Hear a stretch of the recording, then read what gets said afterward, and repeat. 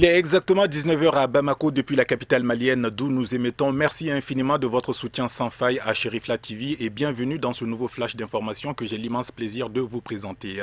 On se dirige progressivement vers une sortie de crise qui oppose les commerçants maliens à l'ambassade de la Chine sur le blocus des visas. La commission dénommée Visa M Chinois vient de tenir une grande assemblée générale ce samedi matin dans l'enceinte de la Chambre de commerce et d'industrie du Mali. Il a été surtout question de faire une évaluation de l'état d'avancement des négociations engagées avec les autorités consulaires chinoises pour la délivrance normale des visas aux commerçants maliens. Marietou Diallo nous fait le point ici.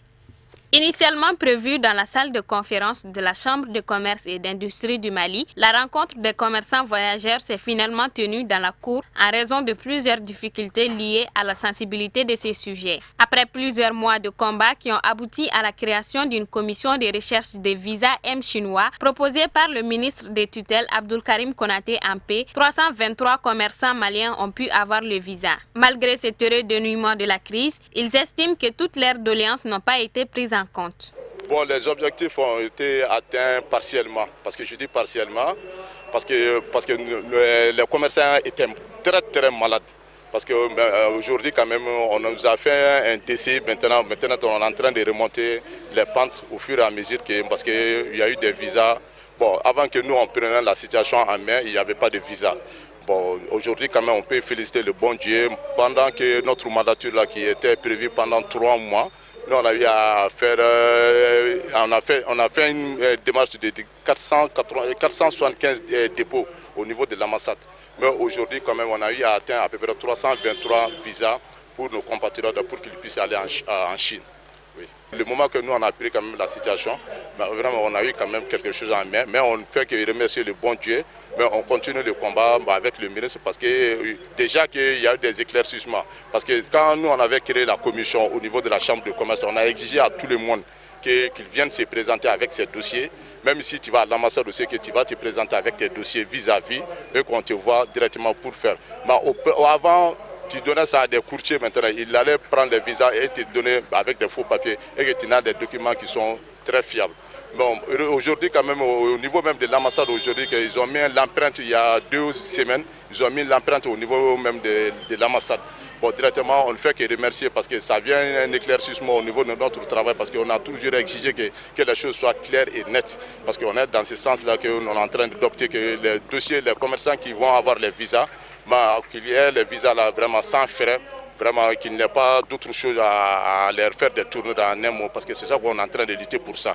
Nul n'est censé ignorer le rôle que joue un commerçant import-export dans l'essor de l'économie d'un pays. Meurtris dans leur âme, les commerçants voyageurs ne savent plus à quel sort se vouer. Je veux que les Chinois nous disent pourquoi ils nous refusent des visas. Parce que nous, on part en Chine depuis 2001. On n'a rien fait de mal en Chine. Pourquoi ils nous refusent les visas? On part avec notre argent, on part payer les marchandises. On est bloqué ici, on ne peut pas. Pourquoi? On a fait quoi de mal pour qu'ils nous refusent du visa? C'est ce que moi je voulais savoir. On ne mérite pas ça. Les commerçants maliens ne méritent pas ça. Parce que nous sommes des travailleurs, on se débrouille pour notre famille. Si on n'a pas le visa pour aller payer nos marchandises, qu'est-ce qu'on va faire? On n'a pas de travail. Et puis on est bloqué ici. On a des choses là-bas. L'obtention du visa multiple entrée demeure le principal défi à relever de la commission Visa M chinois.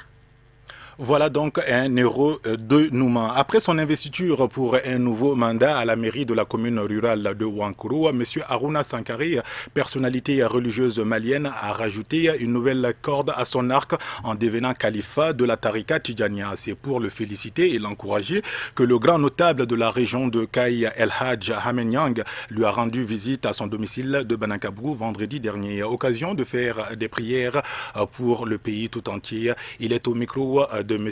Khan Ousmane. Je commencerai par rendre grâce à Allah subhanahu wa ta'ala et prier sur le prophète Mohammed sallallahu alayhi wa sallam. La prière que nous avons faite aujourd'hui fait partie des principes de la Tariqa Tidjaniya qu'on appelle Hadrat Juma'a. Donc nous sommes honorés par la présence du doyen El Hadj Hamenyang, qui est aujourd'hui une grande notabilité dans notre pays. La dernière fois, nous avons été au Sénégal, plus précisément à Kaolack, pour faire la ziara à notre cheikh Ibrahim Niass. Sur la route, nous avons fait escale de 48 heures à Kaï. Nous avons été reçus par mon papa, notre père, El Haj Hamenyang, qui, dès notre arrivée, nous a fait la tradition malienne que nous connaissons, qui est vraiment l'accueil très chaleureuse qu'il nous a réservé. C'est un vieux qui nous a donné beaucoup de conseils, parce que nous sommes des enfants, nous sommes des jeunes. Nous avons recueilli beaucoup de conseils auprès de lui. Donc, suite à cette visite, lorsque nous sommes retournés ici au Mali, nous avons jugé nécessaire de l'inviter à notre premier Hadara. Donc, c'est chose faite aujourd'hui. Il nous a honorés de sa présence avec ses enfants. On a profité de l'occasion pour prier pour notre pays, le Mali, pour la réconciliation, la paix. Nous avons prié pour la stabilité dans notre pays. Vous savez, j'ai l'habitude de dire que la paix, on ne la trouve pas par la bouche, mais on la trouve par les actes. Donc c'est un appel que je lance à l'ensemble de la population malienne, que nous nous donnons les mains, que nous nous pardonnons, que nous oublions vraiment tout ce qui s'est passé, afin que nous puissions vraiment se retrouver dans un Mali uni et fort. C'est avec l'union que nous pouvons reconstruire notre pays. C'est avec l'union que nous pouvons vraiment se retrouver de Kaï à Kidal. Et nous en arrivons à la page inter de ce flash d'information. Au menu d'aujourd'hui, le président tchadien Idriss Déby Itno monte au créneau pour annoncer la non-tenue des législatives dans son pays fragilisé en ce moment par d'énormes difficultés financières liées à la chute des cours du baril du pétrole. Le Gabon manifeste sa totale désapprobation à la résolution adoptée par l'Union européenne au sujet de la réélection d'Ali Bongo. En Angola, le président sortant, Eduardo dos Santos, ne souhaite pas briguer un nouveau mandat. Et enfin, en RDC, le gouvernement et l'UDPS n'arrivent pas à accorder leur violon pour l'organisation des funérailles d'Étienne Tshisekedi. Les brèves d'aujourd'hui sont commentées par Oumar Kouyaté.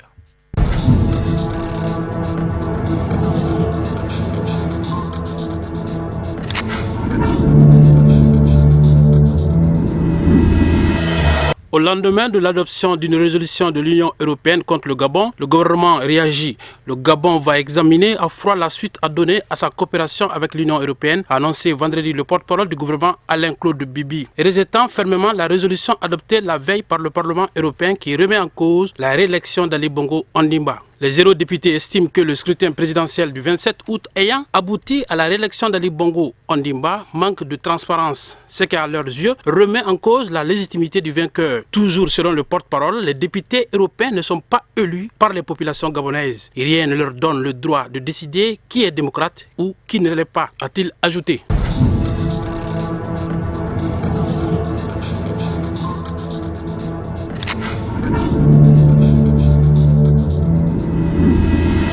Il n'y a pas suffisamment d'argent dans les caisses de l'État. Voilà la teneur du message du président tchadien Idriss Déby lors de sa rencontre le jeudi avec la presse pour expliquer encore le report sine-die des législatives. Ces joutes électorales étaient initialement prévues en 2015. Le pays traverse une crise économique sans précédent depuis la chute des cours du pétrole. Autre sujet évoqué, la lutte contre Boko Haram et le dialogue avec l'opposition. À ce propos, le président tchadien se veut optimiste sur l'issue du combat contre la secte islamiste. Boko Haram est très affaibli. En plus des efforts faits par notre armée, la force mixte composée du Tchad, du Niger, du Nigeria et du Cameroun a réduit la capacité de nuisance de Boko Haram, a-t-il assuré. Le président Idriss Déby tend la main à l'opposition.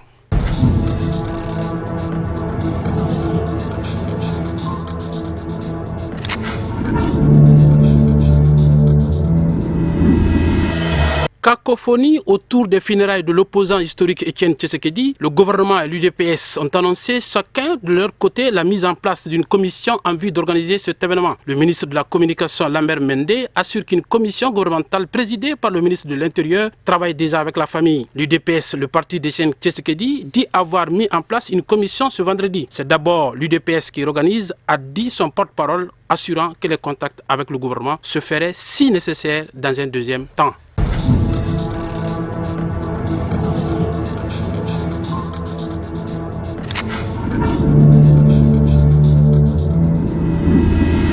Le président angolais Eduardo Santos ne sera pas candidat lors de l'élection présidentielle prévue en août prochain. L'information qui avait déjà été donnée de façon informelle en fin d'année 2016 a été confirmée ce vendredi lors d'un congrès extraordinaire du Mouvement populaire pour la libération de l'Angola, MPLA, le parti au pouvoir. Après 37 années au pouvoir, le dirigeant angolais cédera sa place de leader du MPLA à son ministre de la Défense et actuel vice-président du parti, João Lourenço, dont le comité central a approuvé la candidature. Âgé de 74 ans, Eduardo dos Santos dirige l'Angola depuis l'indépendance en 1975. Son successeur à la tête du MPLA devrait être le futur président de l'Angola si le parti remporte les législatives. Une clause inscrite dans la constitution de l'Angola qui ne prévoit pas de scrutin présidentiel.